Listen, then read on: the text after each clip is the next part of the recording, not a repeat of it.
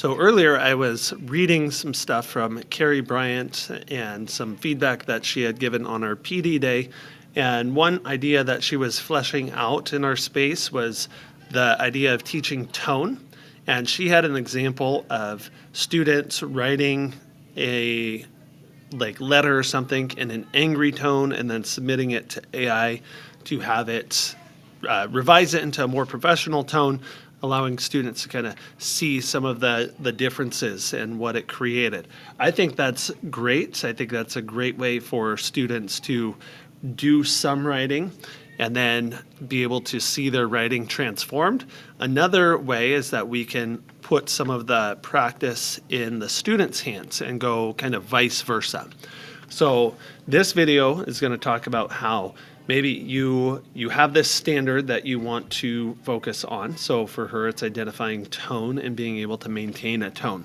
So we're going to get a letter that carries an angry tone. So first, you're going to ask your students, hey, what's a topic where someone might be writing an angry letter? Perhaps it was poor customer service. Perhaps it's a parent writing to a school administrator. So we think of some things, okay, what are some things that they might get upset about? Why would they be writing? What are things that happen that would make them angry? Solicit that from students. Put that into whatever your tool of choice is, have it write you that angry letter. Then give that to students.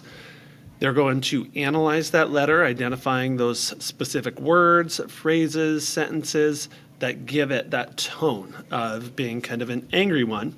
And then they're going to revise it to one that's more professional. So they need some feedback though. Okay, so we maybe do some things individually and then small group and as a class, but they've rewritten and we want them to get some feedback right away on their tone. So I've used the School AI Space Designer first to kind of say, here's what I want, and it helps me really clearly define my space, what that chatbot's going to do. So it gives me some of those things that follow along with what I had just said.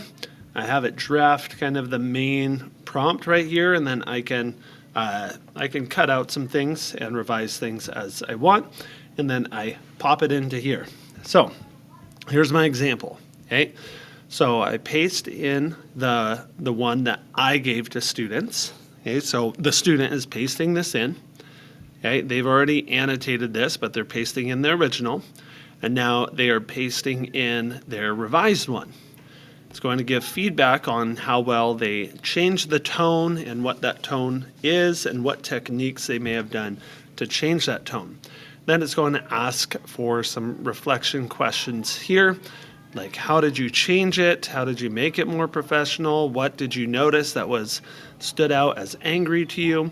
And all of these questions just come from the questions that I put in here.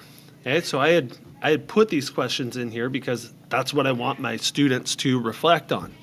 And so that's the reason why it's asking that. And then it will follow up with some further questions as well. Now, why might this be a useful example of AI? Well, think about all the times that you're doing some writing, and oftentimes when we get an email or something, or when we're upset about something and we go to write about it, oftentimes we're letting our emotions convey in the tone, right? So if we're angry and we write an email, we're going to convey that tone of anger. Even if we're not really trying to, it's going to come out. So oftentimes, right, you might want to let your emotions cool a little bit and maybe come back to it the next day. But sometimes I might need to write it out and I might need some feedback on, okay, is this an angry tone?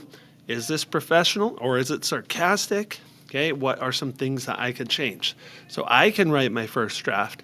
I can ask AI, hey, do you see anything in here that people would take offense to?